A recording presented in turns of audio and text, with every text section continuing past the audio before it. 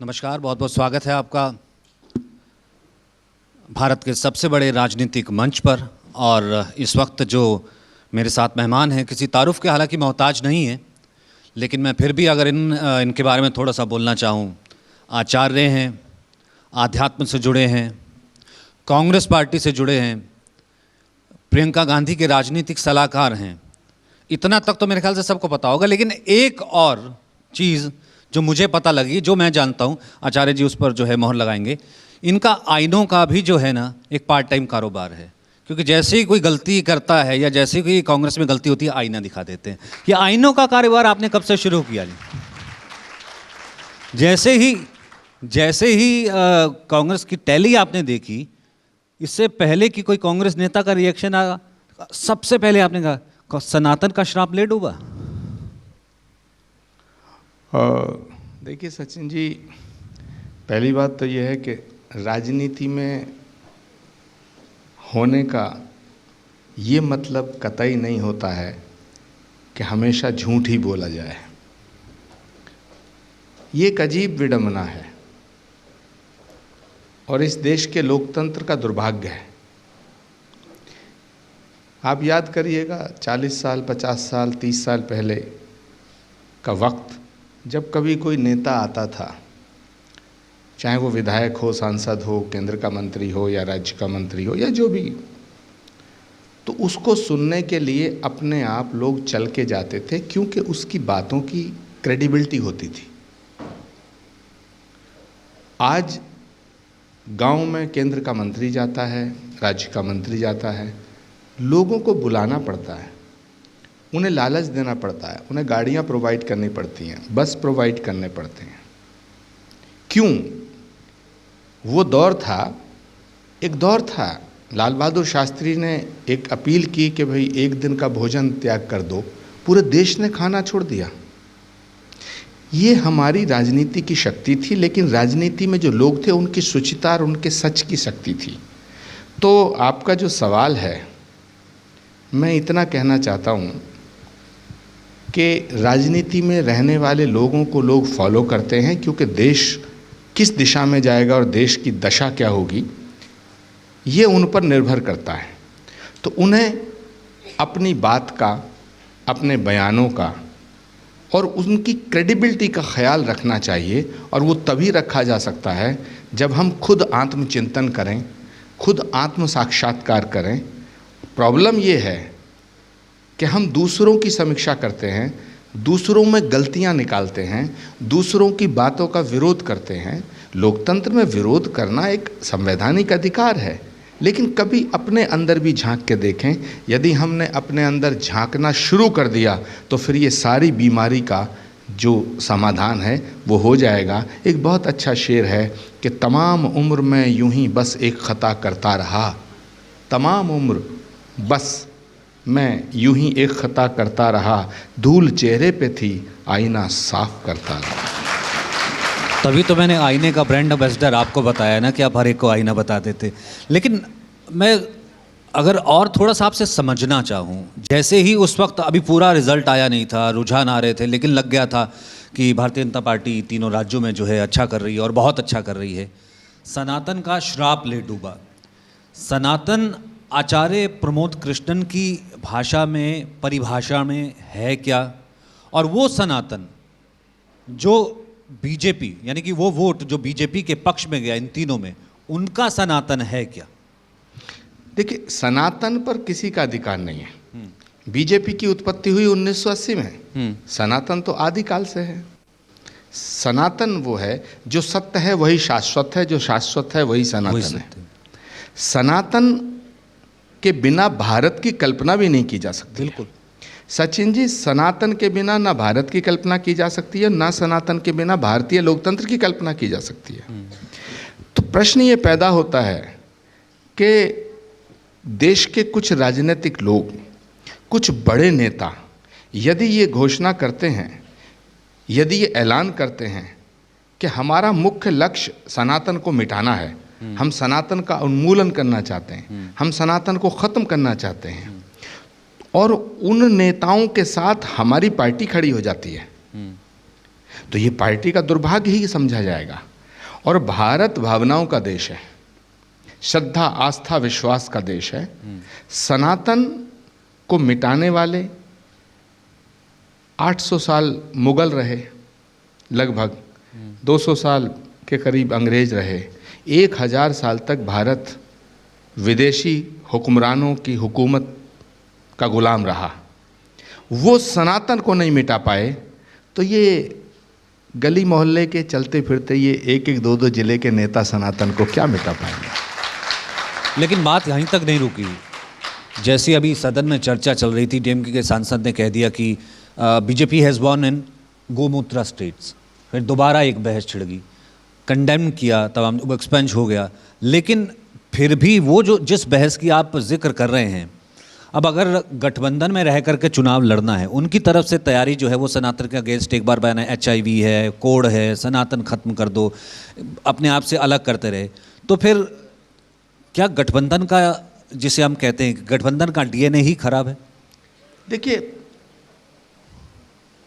तमिलनाडु के मुख्यमंत्री स्टालिन के बेटे ने ये कहा था कि सनातन जो है कोड है, वो कोड है, सनातन डेंगू है, मलेरिया है। तो इन तीनों बीमारियों को जरा देखो, डेंगू मतलब D, मलेरिया M, के मतलब कोड। तो इसका फॉर्म क्या बना? आप बताइएगा। मतलब मुझे कहने की जरूरत है, DMK मतलब है डेंगू मलेरिया कोड। तो मुझे लगता है वो सनातन, देखिए हमारे यहाँ शास्त्रों में ये कहा गया है, विनाश काले विपरीत बुद्धि। जब नाश मनुष्य पे छाता है पहले विवेक मर जाता है। तो उन्होंने उसकी व्याख्या भी वही की जो उनकी खुद की व्याख्या है। तो मुझे लगता है कि परमात्मा उन्हें सद्बुद्धि दे। अब दूसरा सवाल है कि जो विरोध, जिस तरह उन्होंने गौमूत्र स्टेट कहा, उनके ही एक मेंबर पार्लियामेंट हैं, और इस बार जो उनके सेंथिल, मिस्टर सेंथिल हैं मेंबर पार्लियामेंट, तो जो कांग्रेस पार्टी का रिएक्शन और बाकी इंडिया गठबंधन में जो लोग हैं उनका रिएक्शन सेंथिल के बयान पे आया, काश ये रिएक्शन स्टालिन के बयान पे आ जाता तो शायद इतनी बड़ी बुरी हार ना होती। जाहिर सी बात है।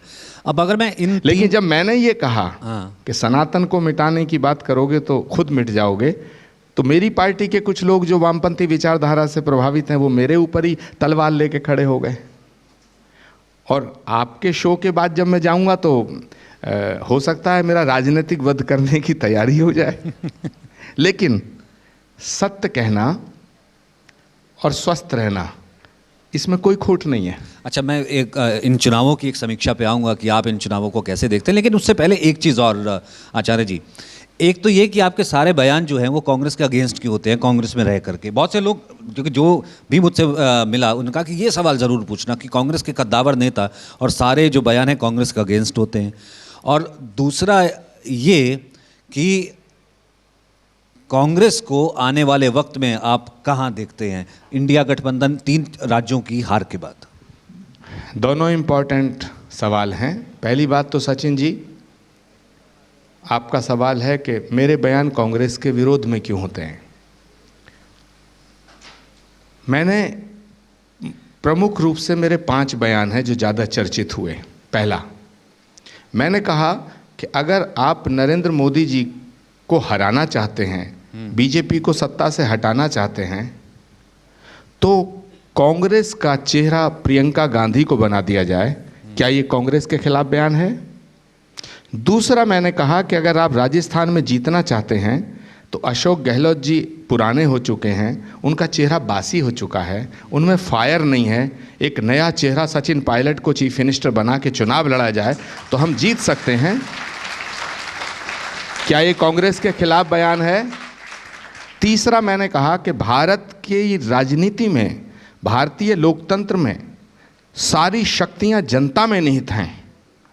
जनतंत्र में सारी शक्तियां जनता में निहित हैं, तो जन भावनाओं को ठेस पहुंचाने वाले बयान मत दो, राम के खिलाफ मत हो, सनातन का विरोध मत करो, वरना आप मिट जाओगे। क्या ये कांग्रेस के खिलाफ बयान है?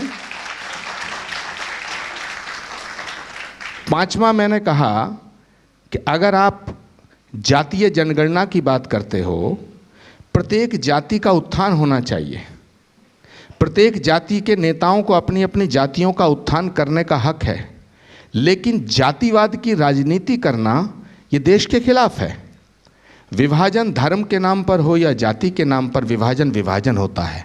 और भारत 1947 में धर्म के नाम पर एक विभाजन देख चुका है। भारत के विभाजन की विभीषिका का जख्म भारत की आत्मा पर आज तक ताज़ा है।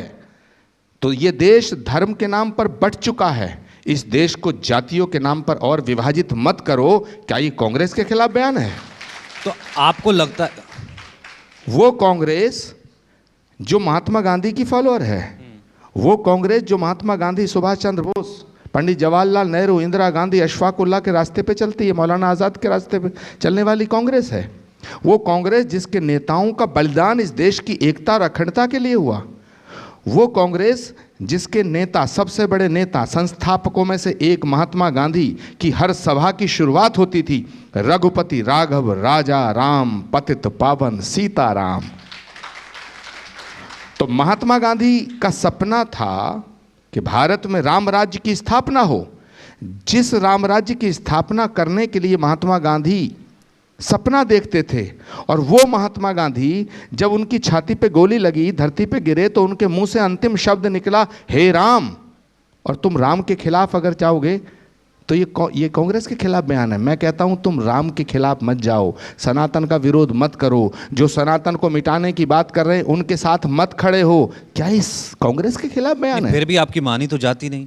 सीडब्ल्यूसी में जगह नहीं, उस सीडब्ल्यूसी में जगह नहीं, कहा जाता है कि नहीं, आचार्य जी जो है क्योंकि कांग्रेस के अगेंस्ट बोलते हैं, इस कारण से जो है एक ऐसी चौकड़ी है, एक ऐसे सलाहकार हैं जो नहीं चाहते कि वो सत्य है या कटु सत्य है उसको सुना जाए। उसकी सज़ा जो है वो आचार्य जी को बहुत नहीं पड़ती क्योंकि वो कांग्रेस का भला चाहते हैं। देखिए, मेरे इस विषय पे कई इंटरव्यू यशवंत राणा जी ने किए हैं, राणा यशवंत जी ने। मैंने इनके इंटरव्यू में भी कहा है और मैं आज भी कह के जा रहा हूँ कि ये भारत वो भूमि है जहाँ से सनातन का ओरिजिन है। सनातन और भारत, इनको अलग नहीं किया जा सकता। दूसरी बात, मैं जो बोलता हूं यदि आपको वो पसंद नहीं आए तो इसमें मेरा क्या दोष है? आपने कहा कि आपकी बात सुनी नहीं जाती, आपको सीरियस नहीं लिया जाता। मुझे मेरी पार्टी के कुछ नेता सीरियस नहीं लेते, लेकिन इस देश की जनता मुझे सीरियस लेती है, उसका परिणाम आ गया। अब सवाल उठता है कि मेरी पार्टी में कुछ नेता जो हैं ऐसे हैं वैसे हैं, मुझे कहीं स्थान नहीं मिलता, मुझे ये नहीं मिलता, मुझे वो नहीं मिला, मुझे क्या मिलेगा? मुझे इससे ज़्यादा फर्क नहीं पड़ता। मेरी पार्टी कांग्रेस और मेरा देश ये सशक्त होना चाहिए, मुझे इससे ज़्यादा लेना देना है। क्या उनका फ़र्ज है ये अहले सियासत जाने। मेरा पैगाम मोहब्बत है, जहाँ तक पहुँचे मैं अपना काम करता रहूँगा। एक चीज़ और कही जाती है कि right man in the wrong party. कहा जा रहा है कि 2024 पहले आचार्य प्रमोद कृष्णम बीजेपी में शामिल हो जाएंगे और बीजेपी की टिकट से ही सांसद बनने वाले हैं। देखिए, इसका जवाब बागेश्वर धाम वाले धीरेन्द्र शास्त्री दे सकते हैं। नहीं, लेकिन उन्होंने सरकार बनवा दी थी मध्य प्रदेश में कमलनाथ की। अब ये बड़ी विचित्र बात है कि उन्होंने दोनों लोगों को मुख्यमंत्री बनने का आशीर्वाद दिया, कमलनाथ जी को भी या शिवराज जी को भी, और मुख्यमंत्री मोहन यादव बन गए। मैं क्या करूं? खैर, आपने गंभीर प्रश्न किया कि मैं भाजपा चला जाऊंगा। देखिए, राजनीति संभावनाओं का खेल है। मैं यहाँ से उठ के अपने आश्रम पहुँचूंगा या नहीं पहुँचूंगा ये भी मेरे हाथ में नहीं है, ये परमात्मा के हाथ में है। तो मैं कल क्या करूँगा, कल क्या होगा, इसके बारे में मैं कोई टिप्पणी नहीं कर सकता। जहाँ तक सवाल है भारतीय जनता पार्टी का, तो भारतीय जनता पार्टी हो या कांग्रेस हो, सब इस देश के लोकतंत्र का हिस्सा हैं। कोई मंगल ग्रह से नहीं आई है। ना भाजपा में जाना पाप है, ना कांग्रेस में रहना पाप है। अब मैं थोड़ा इन चुनावों का और आपकी नज़र से समझना चाहूँगा, इन चुनावों की स्ट्रेटजी का जिक्र कर लेता हूँ। जो 5 राज्यों के चुनाव हुए और जिसमें ख़ास तौर से 3 राज्य हिंदी बेल्ट के थे, जिसमें बीजेपी को अच्छी खासी जीत हासिल हुई, मेजॉरिटी के साथ वो सत्ता में आई। ये जीत बीजेपी ने इस इलेक्शन को प्लान किया कि चेहरा कोई नहीं होगा, ब्रांड मोदी है। मोदी के नाम पर चुनाव लड़ा गया। हालांकि उनके मुख्यमंत्री थे पहले, लेकिन मोदी के नाम पर चुनाव लड़ा गया। हर रैली में, हर जगह सब कुछ यही बताया गया। और दूसरी तरफ कांग्रेस के पास अशोक गहलोत भी थे, कमलनाथ भी थे, भूपेश बघेल भी थे तब। तो एक ब्रांड मोदी के तौर पर चुनाव लड़ा जाना और इस तरीके से ऐसे विक्ट्री होना और कांग्रेस के ऐसे डिफीट होना, जब ये कहा जा रहा था कि बीजेपी तो कांटे में है, हो सकता हार ही रही है, लेकिन ब्रांड मोदी उसे ऐसे ले जाता है। आप इस जीत को कैसे देखते हैं? देखिए, मुझे लगता है कि नरेंद्र मोदी एक बहुत सशक्त और लोकप्रिय नेता हैं और बारात दूल्हे के दम पे चलती है। पर लेकिन प्रमोद जी, लेकिन आचार्य जी, एक बारात पटना में भी तैयार हुई थी, वहाँ पे भी दूल्हा तैयार था। बताइए, वहाँ पे भी कह रहे थे कि आप बस बनिए, हम तो बाराती चलने के लिए तैयार हैं। देखिए, मैंने कई बार ये सवाल उठाया कि देश के सामने जो अब चुनाव होने जा रहा है, उसमें एक तरफ नरेंद्र मोदी हैं, दूसरी तरफ कौन? तो मैंने ये बात कई बार कही है, आज फिर कह रहा हूँ कि बिना दूल्हे की बारात अच्छी नहीं होती, दूल्हा तय करना पड़ता है। दूल्हा अच्छा हो या बुरा हो, लेकिन घोड़ी पे तो बैठाना पड़ेगा। अब दिक्कत क्या है, भाजपा के पास एक बड़ा अच्छा दूल्हा है और घोड़ी भी अच्छी है। विपक्ष के पास दूल्हा है तो उसका ऐलान नहीं करते। कौन है दूल्हा? अरे दूल्हा तो है, ऐलान नहीं करते। कौन ना है? अरे बहुत दूल्हे हैं हमारे पास। एक आचार्य जी, कौन है दूल्हा? हमारे पास दूल्हे ही दूल्हे हैं। कौन है दूल्हा? नहीं, लेकिन अगर दूल्हे एक घोड़ी पे इतने दूल्हे बिठा देंगे तो घोड़ी बिदक जाएगी। यही तो दिक्कत है। बैठेगा तो एक ही ना भाई, यही तो दिक्कत है। जो मैं कहना चाहता हूं वो आपने कह दिया। हमारे यहाँ प्रधानमंत्री के बहुत कैंडिडेट हैं, लेकिन एक कोई घोषणा नहीं होती किसी एक की। मैंने ये कहा है कि किसी की भी घोषणा करो, पहली बात कि आपको एक फेस देना पड़ेगा, और वो फेस दिए बिना नरेंद्र मोदी को हराना संभव नहीं है। दूसरी बात, एक बहुत इंपॉर्टेंट बात है कि मोदी लीडर हैं और विपक्ष में ज्यादातर लोग रीडर हैं। रीडर और लीडर में फर्क है। तो ये जो जीत है, मैं इस जीत का तमाम श्रेय नरेंद्र मोदी जी को देना चाहता हूं। उन्हीं के नाम पे वोट पड़ा और उन्हीं के इशारे से मुख्यमंत्री और उप मुख्यमंत्रियों का चयन हुआ। जिस व्यक्ति के अंदर जन समर्थन की शक्ति होती है, वही बोल्ड फैसला कर सकता है। जब व्यक्ति जन समर्थन से विमुख हो जाता है तो फैसला लेते हुए डरता है। मैं आज कांग्रेस पार्टी के तमाम वरिष्ठ नेताओं से, शीर्ष नेतृत्व से कहना चाहता हूं कि ये जो रोज का नाटक चल रहा है, इसे बंद करो। मध्य प्रदेश में समाजवादी पार्टी के नेता अखिलेश यादव कहते हैं कांग्रेस चालू पार्टी है, कांग्रेस धोखेबाज पार्टी है, और यहां तक कह जाते हैं कांग्रेस और बीजेपी एक है। अगर कांग्रेस और बीजेपी एक है तो अखिलेश यादव जी को तुरंत इंडिया गठबंधन से बाहर चले जाना चाहिए। दूसरी बात, कांग्रेस के दिल्ली में नेता सब कहते हैं अरविंद केजरीवाल चोर हैं, अरविंद केजरीवाल को जेल जाना चाहिए, और फिर हम कहते हैं कि साहब लोकसभा के इलेक्शन में हम साथ आएंगे। तो लोकसभा के इलेक्शन में हम साथ क्यों आएंगे? क्योंकि हम नरेंद्र मोदी को हटाना चाहते हैं। तो यदि ये हमारा जो उद्देश्य है ये जनता में चला गया कि हम देश को आगे ले जाने के लिए नरेंद्र मोदी को नहीं हटाना चाहते, हम नरेंद्र मोदी को इसलिए हटाना चाहते हैं कि ये हमारे विरोध में है, तो फिर क्या कीजिएगा? मैं एक बात कहूं, पंडित नेहरू से लेके अटल बिहारी वाजपेयी जी तक, मनमोहन सिंह, लाल बहादुर शास्त्री, इंदिरा गांधी, राजीव गांधी और नरेंद्र मोदी जी, देश के प्रत्येक प्रधानमंत्री के फैसलों की आलोचना करने का अधिकार है और देश के प्रधानमंत्रियों के फैसलों की आलोचना होनी चाहिए, लेकिन देश के प्रधानमंत्री से नफरत करने का अधिकार नहीं है। देश की जनता को ऐसा लगता है कि विपक्ष नरेंद्र मोदी से नफरत करता है। यही नरेंद्र मोदी की सबसे बड़ी शक्ति है और विपक्ष की सबसे बड़ी कमजोरी है। पर इस भाव में परिवर्तन करना चाहिए। नरेंद्र मोदी जी इस देश की जनता ने चुने, उनके फैसलों की आलोचना करिए, समीक्षा करिए। ये वो भारत है जहां भगवान राम के फैसलों की भी समीक्षा हो रही है। महात्मा गांधी भी कटघरे में खड़े, पंडित नेहरू जो राष्ट्र के निर्माता थे उन पे भी सवालिया निशान है। तो नरेंद्र मोदी जी के फैसलों की भी आलोचना होनी चाहिए। मैं उनके कई फैसलों की आलोचना करता हूं, लेकिन नरेंद्र मोदी जी के वो फैसले जो in the interest of nation है, उनका समर्थन करना चाहिए, उनकी सराहना करनी चाहिए। 22 तारीख नजदीक मैं आ यहां रही है। आज खुले मंच से कहना चाहता हूं, जी, मेरी गर्दन कटे या रहे इससे कोई फर्क नहीं पड़ता, लेकिन देश का सर नहीं झुकना चाहिए, देश की गर्दन नहीं। कश्मीर से कन्याकुमारी तक भारत एक है,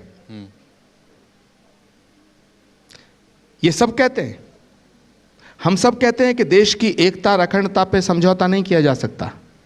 तो फिर जब 370 का हटाने का फैसला लिया गया तो नरेंद्र मोदी का समर्थन करना चाहिए था। 370 को हटा करके अगर हम देश को एक निशान, एक विधान से जोड़ना चाहते हैं तो इसमें क्या बुराई है। भारत की नई संसद का निर्माण हुआ, उसका समर्थन करना चाहिए था, क्योंकि भारत की संसद भाजपा की नहीं है, भारत की है। और माफ करना, पंडित नेहरू ने जो यहाँ संस्थान स्थापित किए, ना वो अपने छाती पे रख के ले गए, ना मोदी जी ले जाएंगे। देश की धरोहर देश में रहेगी, लेकिन हमें सच बोलना पड़ेगा। इसका नुकसान विपक्ष को हो रहा है। और एक बात और कह दूं, आप भी अचंभे से मुझे देख रहे हैं। आप सोच रहे होंगे ये आदमी बोले जा रहा है, पता नहीं यहां से जाए चिट्ठी जारी हो जाए। एक बात और मैं बताऊं। अच्छा, अब तक कितनी चिट्ठियां जारी हुई? एक बात और बताऊं, दलों को जोड़ने से दिल नहीं जुड़ा करते। अगर इंडिया गठबंधन में आप वाकई एक गठबंधन बनाना चाहते हो तो पहले दिलों को जोड़ो, दलों को बाद में जोड़ना। वरना इस इंडिया गठबंधन का ना कोई औचित्य है, ना कोई अस्तित्व है। तो क्या मोदी के लिए वॉक ओवर है? अब ये मैं नहीं कह सकता, इतना तो पर्दा रहने दो। पर्दा तो आपने उठा दिया सर। मैं तो फिर भी इंडिया गठबंधन बना रहा था, आपने तो पर्दा उठा ही दिया। आपके सवालों का मैंने बहुत ही सच्चाई से जवाब दिया है। इसके बाद मुझे लगता नहीं है कुछ बचा है। ऐसा क्या है, मतलब एक परसेप्शन के तौर पे ही आपसे जानूं, अगर मैं अभी 370 वाली जो सुप्रीम कोर्ट में याचिकाएं थी उनका आया, 370 5 जजों की खंडपीठ ने एक साथ कहा कि नहीं 370 हटाना जो है वो गलत नहीं था। और 370 के बाद का कश्मीर हमने भी देखा है किस तरह का है, आप भी गए होंगे, मैं भी गया हूँगा, शाम को लाल चौक और वो जो तिरंगा। लेकिन उन याचिकाओं यानी कि 370 लागू होनी चाहिए दोबारा, जिसमें पीडीपी अच्छी थी, उन याचिकाओं में भी एक वकील कांग्रेसी थे, कपिल सिब्बल थे। उससे पहले जब राम मंदिर का पूरा मुकदमा चलता था 2019 चुनाव से पहले, बहुत बार कोशिश की गई। एक ये डाला गया कि भैया ऐसा है कि 19 का चुनाव आ रहा है इसलिए राम मंदिर की सुनवाई ना हो। फिर एक ये उससे पहले एफिडेविट दिया गया मैम के नाम से कि भैया ऐसा है कि राम के ऊपर सुनवाई नहीं होनी चाहिए, एक राम कोरी कल्पना है। तो राम, क्योंकि आप जानते हैं कांग्रेस को बहुत बेहतर से, क्या राम से नफरत है या राम की आइडियोलॉजी एग्जिस्ट नहीं करती उनसे? देखिए, जिस दिन मुझे लगेगा कि कांग्रेस राम विरोधी हो गई है, सनातन विरोधी हो गई है, मैं कांग्रेस को छोड़ दूंगा। तो जब कोरी कल्पना कह दिया जाता है सर, लेकिन कांग्रेस राम विरोधी नहीं है। कांग्रेस में कुछ नेता हैं जिन्हें राम के नाम से नफरत है, हिंदू के नाम से नफरत है, हिंदुत्व के नाम से नफरत है, हिंदू धर्मगुरुओं के नाम से नफरत है, उन्हें हमारे तिलक से नफरत है, उन्हें हमारे वेश से नफरत है, उन्हें हमारी भारत की संस्कृति सभ्यता से नफरत है। वो महात्मा गांधी की कांग्रेस को वामपंथ के रास्ते पे, मार्क्स के रास्ते पे ले जाना चाहते हैं। मैं उन्हें रोकने का प्रयास कर रहा हूँ। ये बात आप पहले भी दोहरा चुके हैं कि कांग्रेस वाम के रास्ते पे चल पड़ी है, जहाँ पे कहा जाता है रिलीजन इज पॉइजन। तो ये कौन से वाम नेता हैं, कौन सी ऐसी चौकड़ी है जो, जाहिर सी बात है राहुल गांधी भारत जोड़ो यात्रा करते हैं, हज़ारों किलोमीटर यात्रा करते हैं, दूसरे के लिए तैयार है, लेकिन फिर भी साउथ पट्टी तक सिमट करके रह जाते हैं।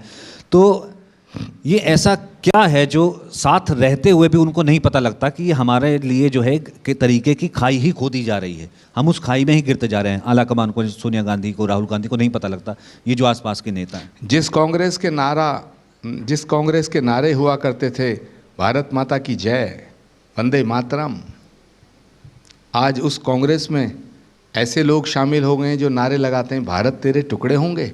तो कांग्रेस कौन से रास्ते पे जा रही है? उसका विरोध तो करना पड़ेगा।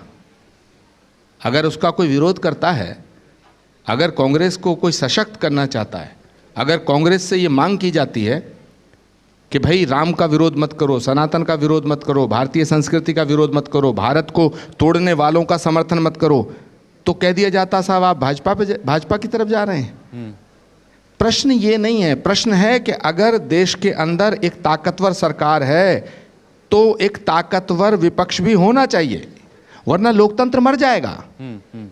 लोकतंत्र के जिंदा रहने के लिए ये शर्त जरूरी है कि विपक्ष सशक्त होना चाहिए। लेकिन विपक्ष जिस तरह की हरकतें कर रहा है, मुझे लगता है कि इस देश में 2024 के चुनाव में कांग्रेस पार्टी को अकेले चुनाव लड़ना चाहिए और वो सिद्धांतों के दम पे लड़ना चाहिए, वो उसूलों के आधार पर लड़ना चाहिए। और उसूलों से, सिद्धांतों से, जो सिद्धांत कांग्रेस के थे, जो महात्मा गांधी ने बनाए थे, जो नेताजी सुभाष चंद्र बोस ने बनाए थे, जो इंदिरा गांधी की शहादत के बाद बने, जो राजीव गांधी के बलिदान के बाद बने, उन सिद्धांतों से समझौता नहीं करना चाहिए, सत्ता आए या सत्ता ना आए। अंतिम सवाल है मेरा, 2024 क्या देख रहे हैं? 2024 का नतीजा आप क्या देख रहे हैं? 2024 में विपक्ष क्या देख रहे हैं? 2024 में कहाँ देख रहे हैं बीजेपी या सत्ताधारी पार्टी को? हमारे शास्त्रों में एक सूत्र है, प्रत्यक्षम किम प्रमाणम। प्रत्यक्ष को प्रमाण की आवश्यकता नहीं होती है। सारी दुनिया को दिखाई दे रहा 2024, तो इस पे बताने की क्या जरूरत है? क्या राहुल गांधी प्रधानमंत्री? राहुल गांधी बनने जा रहे हैं प्रधानमंत्री? नहीं, राहुल गांधी जी बिल्कुल प्रधानमंत्री बन सकते हैं, लेकिन प्रधानमंत्री बनाना मेरे और आपके हाथ में थोड़ी है, देश की जनता के हाथ में। सर फिर प्रत्यक्ष को प्रमाण कौन? प्रत्यक्ष को प्रमाण आप चाहते क्या हैं?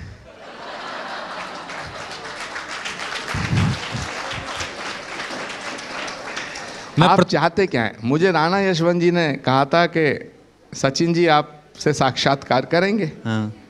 तो मुझे तभी खटक रहा था। हाँ। है ना? तो आप चाहते क्या हैं? मैं चाहता हूं कि आचार्य नहीं, जी आप के ये पास... चाहते हैं कि मैं कांग्रेस में रहूं या ना रहूं?